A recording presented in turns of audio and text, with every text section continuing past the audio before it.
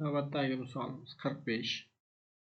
5-misolda aytyaptiki, agar n ko'paytirilgan 56 soni oxirgi raqam ikkita raqami 4 bilan, ya'ni 44 bilan tugaydigan son va n 30 ga ko'paytirganimizda 92 bilan tugaydigan son bo'lsa, n ni 46 ga ko'paytirganimizda oxirida ikkita raqami yig'indisini nimaga teng bo'lishini toping.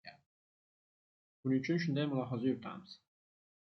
6 ga qanday sonni ko'paytirsak, oxir 4 bilan tugaydi. Bu albatta 4 sonini. Mana endi 56 ni 4 ga ko'paytirsak, 24 ning 4i x yotda, 5 ni 4 ga ko'paytirsak, 20 dildagi bilan 22 bo'ladi. Bu yoqdagisi bizga muhim. Mana endi 44 ga to'lishi uchun mana bu yerga bizga 2 kelishi kerak.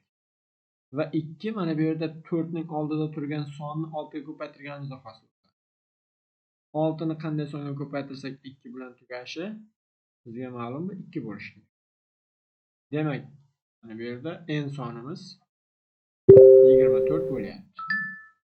Mana endi tekshirib ko'ramiz. 24 ni 30 ga ko'paytirsak oxir 92 bo'ladi. 24 30 ga ko'paytiramiz. 12 ning ikkisi 1 yoqda. 6 7 12 ning ikkisi hisoblaymiz. 2 9 92 bilan bo'lyapti. Demak, n 24 ligi aniq bo'ldi. Mana endi 24 ni 46 ga ko'paytiramiz va oxiridagi raqamni topamiz.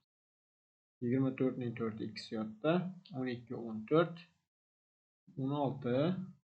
Demak, bizga mana shu yerni hisoblash yetarli. 4 0. Demak, bu 0 va 4 raqamlarining yig'indisi 4 ga teng bo'ladi.